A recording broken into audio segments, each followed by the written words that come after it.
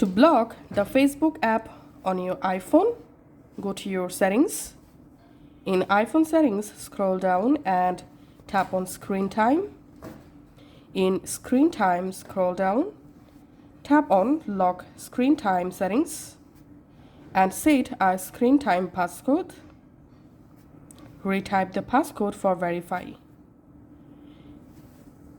Now verify your Apple ID.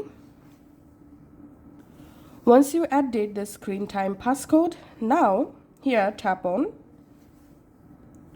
app and website activity and verify screen time passcode, and here tap on turn on app and website activity.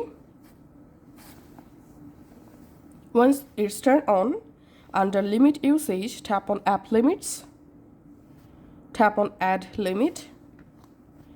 Now tap on social, select Facebook and tap on next, and hour select 0 hours and minute select 0. So make sure it's 0 hours 0 minute, then tap on save.